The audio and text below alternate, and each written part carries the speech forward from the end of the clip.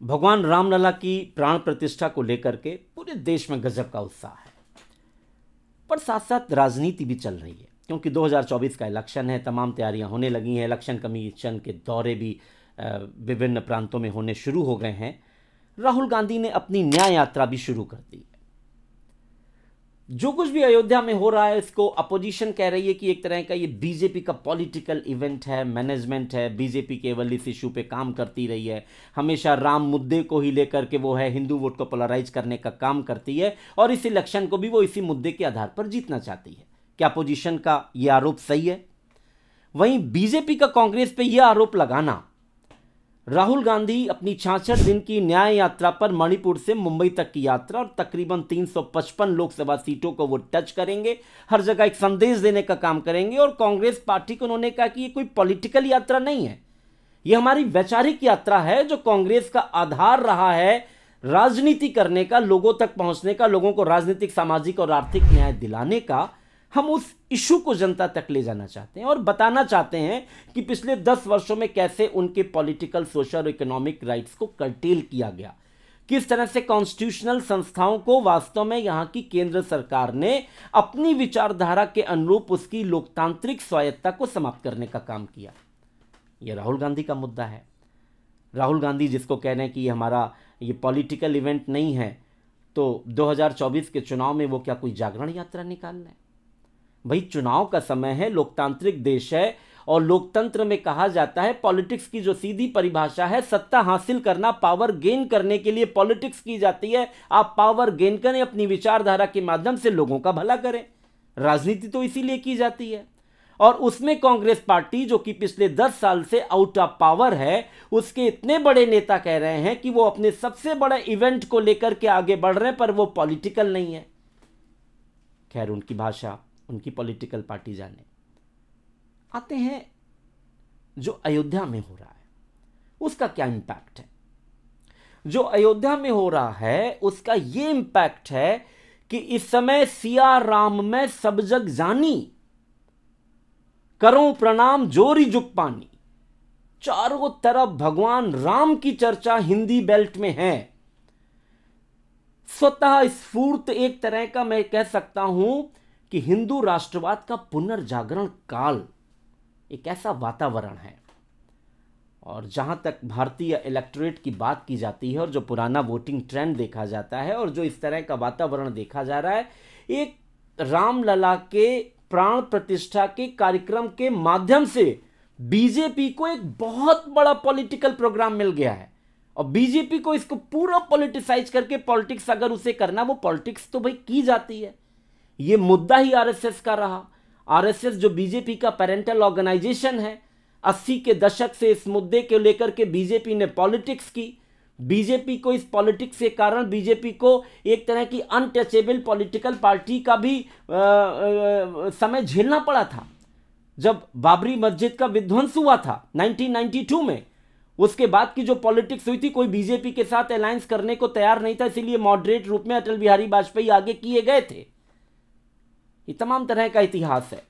लेकिन वर्तमान में बीजेपी ने जिस तरह का वातावरण देखा है, ये सिर्फ बीजेपी के द्वारा चार्ज किया वातावरण नहीं है। अयोध्या में जो कुछ हो रहा है ये बीजेपी का पॉलिटिकल मैनेजमेंट नहीं है, बहुत बड़ा मैनेजमेंट है। इसके पीछे आप देखिए, ये हिंदू चेतना लगी है। आप हमारा वीडियो देख रहे हैं, सुन रहे हैं, आप किसी भी उत्तर प्रदेश के किसी भी घर, गांव, आप गलियों में जाइए, बीजेपी को जो करना है वो तो कर रही, क्योंकि वो उसकी पॉलिटिक्स है। चाहे उस दिन सेंट्रल ऑफिसेज में हाफ डे की छुट्टी करना हो, उत्तर प्रदेश में सार्वजनिक अवकाश की घोषणा करनी हो, जहां जहां बीजेपी की गवर्नमेंट है वहां सार्वजनिक अवकाश की घोषणा हो रही है। 22 तक ऐसा वातावरण बना दिया गया, जितने भी सरकारी विभाग हैं वो इस समय और कोई सरकारी काम नहीं कर रहे हैं। सब या तो झंडा लगा रहे हैं, लाउड स्पीकर लगा रहे हैं, हर जगह सुंदरकांड हो रहा है, हर मंदिरों की सफाई हो रही है। जितने भी इस तरह के विभाग हैं, लोकल बॉडीज हैं, उनको काम दे दिया गया कि आप विभिन्न मंदिरों की सफाई करें, क्षेत्रों की सफाई करें और सिर्फ रामधुन बजवाएं। डीएम से लेके एसपी से लेकर के सबका एक काम है कि भैया राम धुन बजनी चाहिए। जो लोग बजा रहे हैं उनकी व्यवस्था में कोई खलल नहीं पड़ना चाहिए। 22 तारीख के कार्यक्रम के लिए पूरा वातावरण बन जाना चाहिए। इस तरह का अगर मैनेजमेंट भी कोई पॉलिटिकल पार्टी डंके की चोट पर कोई गवर्नमेंट कर रही है, स्टेट गवर्नमेंट या सेंट्रल गवर्नमेंट कर रही है, इसका दूसरा उदाहरण मैं नहीं समझता हूं कि भारत की राजनीति में कभी आपको देखने और सुनने को मिला हो। कोई एक रिट पिटीशन फाइल होती कि भारत का संविधान कहता है कि भारत एक सेक्युलर कंट्री है और देश की मशीनरी को खुल करके धार्मिक कार्यों में नहीं लगाया जा सकता। कोई एक पिटीशन फाइल हुई, अगर फाइल हुई तो क्या किसी कोर्ट ने उसका कॉग्निजेंस लिया? नहीं लिया। यानी डायरेक्टली इनडायरेक्टली एक हिंदू राष्ट्र के रूप में अपना देश व्यवहार कर रहा है। इसको जनता भी स्वीकार कर रही है, बीजेपी स्वीकार करवाना चाह रही है, आरएसएस स्वीकार करवाना चाह रही है। आरएसएस हिंदू राष्ट्र बनाने की बात पर इतने वर्षों से काम कर रही थी, वो होता हुआ स्वतः नजर आ रहा है। ठीक है, संविधान के रूप में आप कहते रहिए कि भारत जो है पूर्ण रूप से एक सेक्युलर लोकतांत्रिक देश है, पर जो वातावरण है, क्या ये बताइए, क्या सरकारी मशीनरी, क्या सरकार का सीधा फंड इस तरह से मंदिरों के काम में लग सकता है? जो व्यवस्था एक सेक्युलर कंट्री में होती है नहीं लग सकता है। पर जितनी आप देखिए, जितने सरकारी विभाग हैं उसी सरकारी फंड से सारे काम हो रहे हैं। सुंदरकांड भी है जो जगह जगह मंदिरों में हो रहे हैं, कहीं नगर पालिका पेमेंट कर रही है, कहीं नगर पंचायत पेमेंट कर रही है, कहीं फला कोतवाल साहब की जिम्मेदारी है, कहीं फला सिटी मजिस्ट्रेट साहब की जिम्मेदारी है, कहीं एसडीएम साहब की जिम्मेदारी है। पूरे देश भर में जहां बीजेपी सरकार है वहां तो पूरी मशीनरी लगी हुई है, पूरा काम चल रहा है। लेकिन ये तो एक सरकारी काम हो गया। जनता में बड़ी चार्ज है, हर जगह बीजेपी के कार्यकर्ता जाके तो चर्चा कर नहीं रहे। आप कहीं जाइए, अस्पताल जाइए, कोर्ट जाइए, कचहरी जाइए, मार्केट जाइए, स्कूल जाइए, सरकारी ऑफिसेज जाइए, कहीं भी जाइए, चर्चा सिर्फ रामलला के प्राण प्रतिष्ठा के कार्यक्रम की और बनते हुए इस वातावरण की है। 80% बहुसंख्यक हिंदू देश में इस समय हिंदू पुनर्जागरण का काल इस कार्यक्रम के कारण हो रहा है। इसको सिर्फ अब बीजेपी का मैनेजमेंट नहीं कह सकते हैं, ये आप एक मनोदशा यहां की कह सकते हैं। और इस मनोदशा में जब 2-3 महीने बाद इलेक्शन है, 2 महीने तक इलेक्शन यहां पर चलते हैं, यानी मार्च और अप्रैल में देश इलेक्शन मोड में रहेगा। अप्रैल के आखिर में या मई के फर्स्ट या सेकेंड वीक में काउंटिंग का भी समय आ जाएगा। 2 महीना 8 दिन चुनाव चला था 2019 में, और इसमें जब नॉर्थ इंडिया का जब वोटर वोट करने जाएगा तो क्या बीजेपी जब इस इशू को कहेगी कि उसने इसके लिए संघर्ष किया, मेहनत की, उसके लोगों ने अपने, वास्तव में तमाम लोगों ने उसके प्रभाव में आकर के अपने प्राणों की आहुतियां भी दी, तब जाके ये भारत का 500 वर्षों के इतिहास का संघर्ष का इतिहास है कि मुस्लिम आक्रांताओं ने जो इस देश में जो मुस्लिम आक्रमण का प्रतीक बनी हुई थी और जिसने हमारे सब हिंदू सनातन हिंदू धर्म के जो देवता हैं भगवान राम के जन्म स्थान पर जिस तरह से उसने कब्जा किया था, उसने वहां पर हिंदू के राष्ट्रीय स्वाभिमान को पुनर्जागृत करते हुए वहां पर भगवान राम का भव्य मंदिर, दुनिया में सबसे बड़ा मंदिर, दुनिया में सबसे महंगा मंदिर, दुनिया में सबसे सुंदर मंदिर, वो भी जनता के पैसे से, ट्रस्ट में, जिसमें जनता ने अपनी तरफ से स्पॉन्टेनियस दान किया है।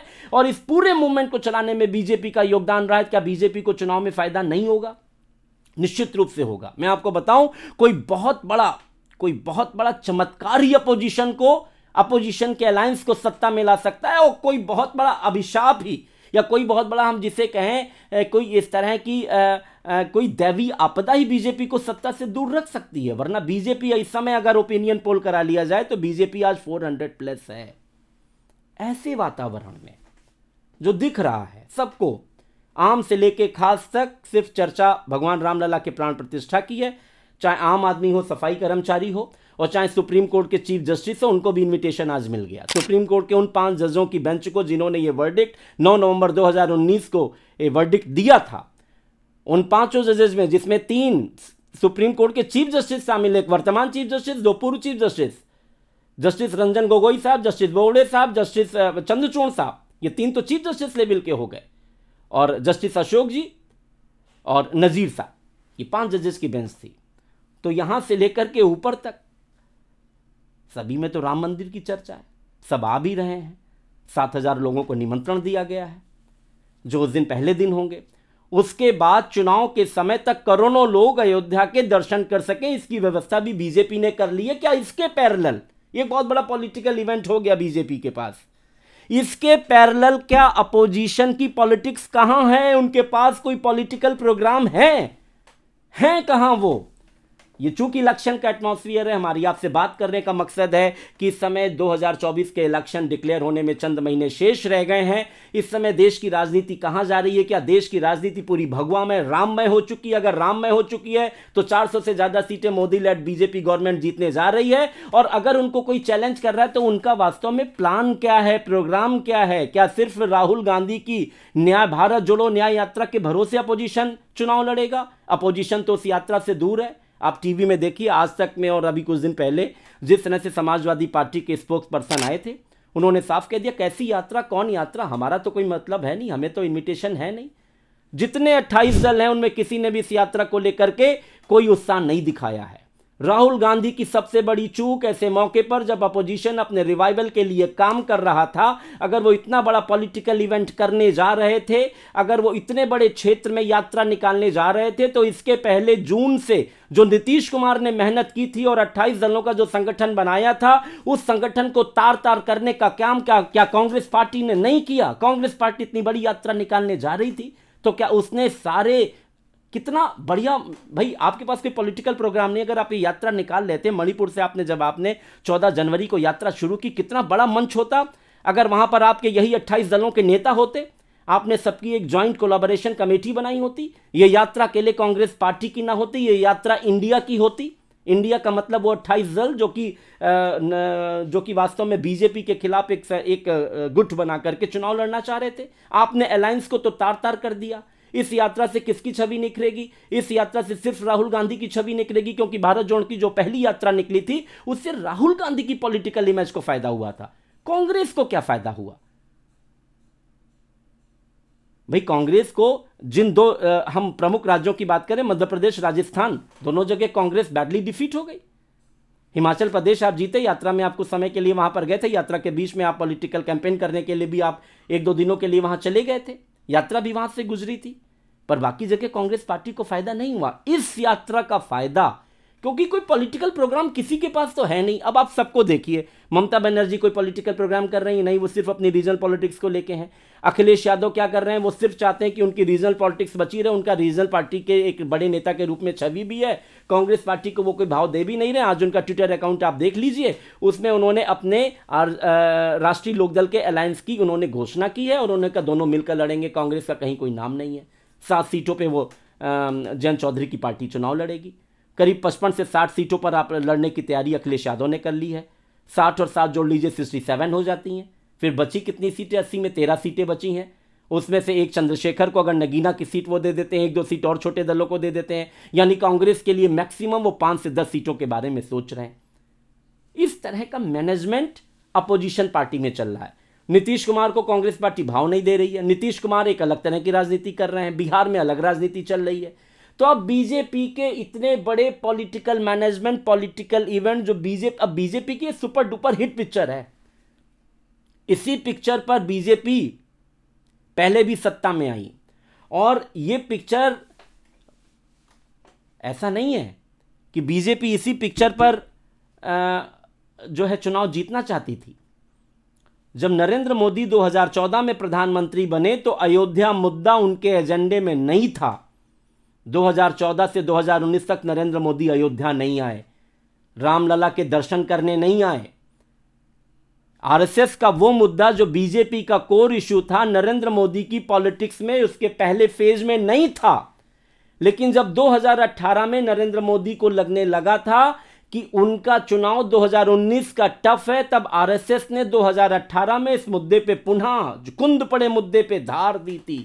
कहा था कि सुप्रीम कोर्ट में जल्दी से जल्दी पैरवी करके इसमें कोई फैसला आना चाहिए, मोदी सरकार को इसमें काम करना चाहिए। विश्व हिंदू परिषद ने राग अलापना शुरू किया था, आरएसएस ने राग अलापना शुरू किया था। 2019 का चुनाव आते आते मोदी को लगने लगा था, बीजेपी को लगने लगा था, आरएसएस को लगने लगा था कि हमें राम मुद्दे के आगे बढ़ाना होगा, शायद इसी पे कि हम मंदिर वहीं बनाएंगे, इस मुद्दे पे पुनः सरकार हमें 2019 में लानी पड़े। पर उस समय जैसा जो कुछ हुआ हम सब लोग जानते हैं। पुलवामा बालाकोट की घटना के बाद देश में एक देशभक्ति का ज्वार आया और उसके बाद उस पर जिस तरह से मोदी को एक और मौका मिला 2019 का, 2019 में ही अयोध्या का वर्डिक्ट आ गया। उसके बाद का ये जो कालखंड है उसमें भी तमाम तरह का जो परसेप्शन बनना था, एक समय परसेप्शन ऐसे बना कि शायद मोदी की पॉपुलैरिटी घट रही है, अपोजिशन का जो अलायंस बन रहा है वो मजबूत हो रहा है। उस समय राम मंदिर की प्राण प्रतिष्ठा को लेके एक बड़ा इवेंट बीजेपी ने प्लान किया। तो बीजेपी का एक पॉलिटिकल गेम है, इसके पैरेलल कोई पॉलिटिकल प्रोग्राम अपोजिशन पार्टी के पास नहीं है। कांग्रेस पार्टी पूरी तरह से अपनी न्याय यात्रा को लेके अकेली पड़ गई है। जिस तरह से लो प्रोफाइल होकर के राहुल गांधी ने, उनको लगता है पूर्वोत्तर भारत की 35 सीटें, उनको लगता है पूर्वोत्तर भारत में बहुत सपोर्ट मिल रहा है, लेकिन कहीं आप किसी मीडिया में देखिए, जब आज तक में इस समय 24 घंटे में 24/7, जबकि सिर्फ इस समय अयोध्या इशू चल रहा है, बीजेपी को चाहे अनचाहे तमाम बड़ी कवरेज मिल रही है, उसका फायदा मिल रहा है। राहुल गांधी की न्याय यात्रा को 30 सेकंड की क्लिपिंग दी जाती है। आप लाख गाली दीजिए मेन स्ट्रीम मीडिया को, पर आपको खेलना तो इन्हीं हथियारों से है। जनता जब तक आपको देखेगी नहीं, जब तक आपके प्रोग्राम को समझेगी नहीं, आपसे लाइन कैसे होगी।